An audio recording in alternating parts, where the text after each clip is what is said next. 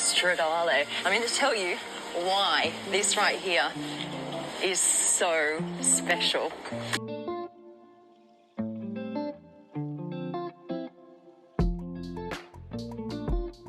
At the Alfa Romeo Museum in Milan, just to be able to see exclusively some of the coolest Alfa Romeos ever made. Right here is probably the most expensive Alfa Romeo to date. Put it at over $20 million. They think it would sell for much, much more than this. So this design focused on aerodynamics, and for that reason, look in here. The engine is inside the cabin. Check this out.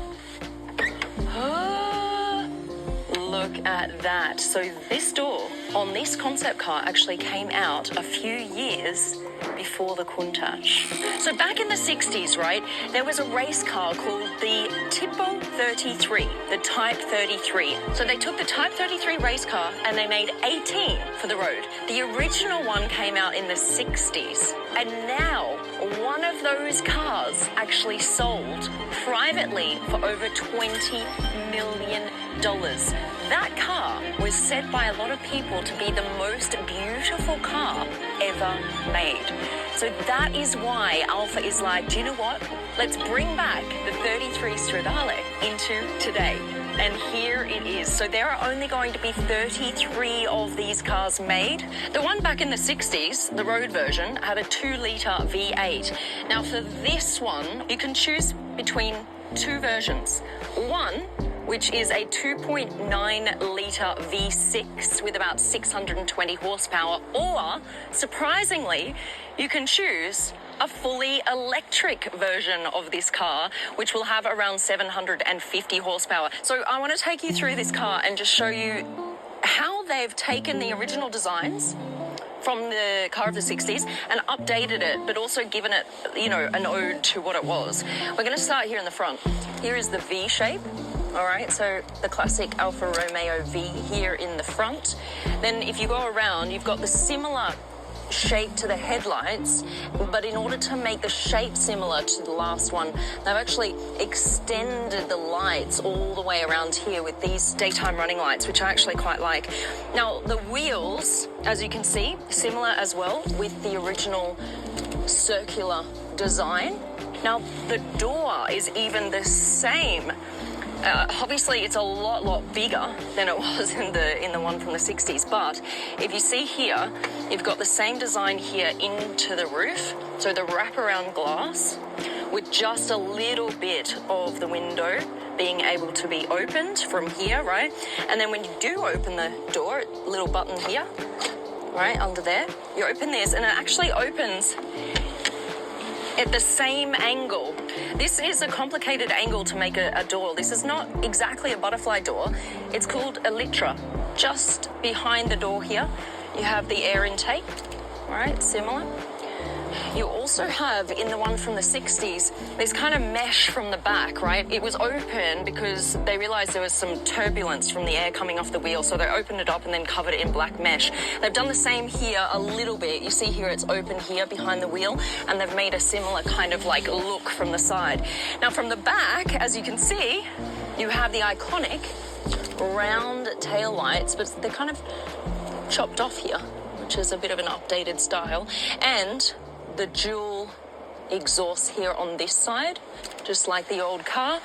And you've got the air outtake here as well. Very different design to the one in the 60s, but the idea is still there.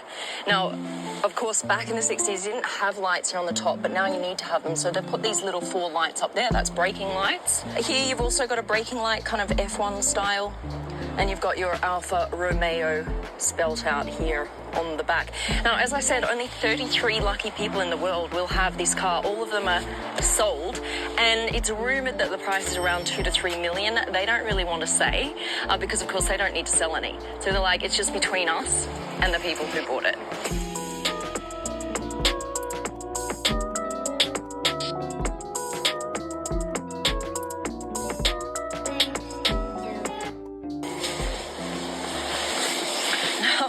What is quite cool is and you don't see this often in modern supercars, is this aluminium here in the center console.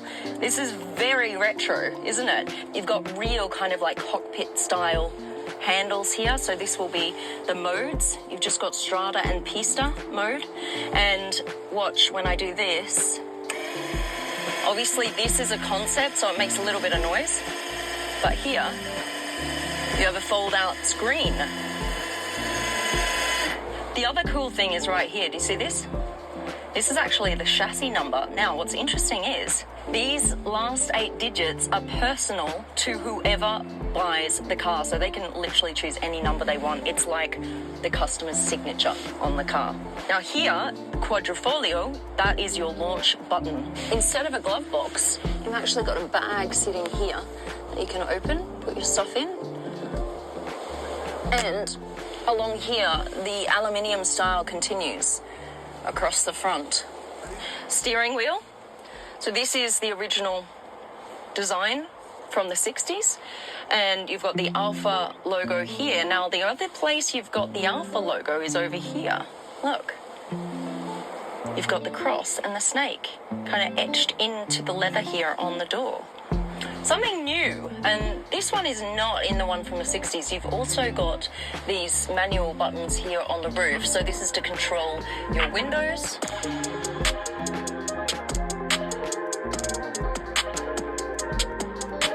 I am Cristiano Fiorio, and I'm head of strategic projects in Alfa Romeo. I met with Cristiano in a room that is protected by the government, because in this very room where I was talking to Cristiano is where the original design of the 33 Stradale was being designed by someone called Franco Scaglione. So he was the designer of the original 33 Stradale, and in that very room, so Cristiano was taking me through the original designs, look at them laid out here on the desk. So that was really, really cool to be able to see that. That's me in a magazine in 1968.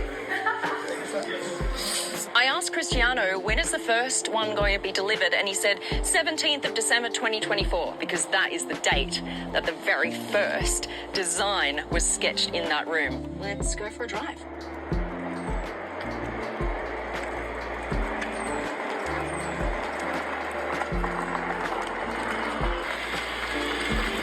What do you think, guys? You into it?